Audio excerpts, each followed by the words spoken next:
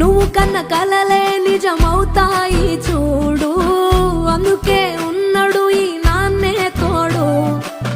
దశరథ మహారాజే నాన్నై పుట్టాడు, నువ్వు రాముడంత ఎదగ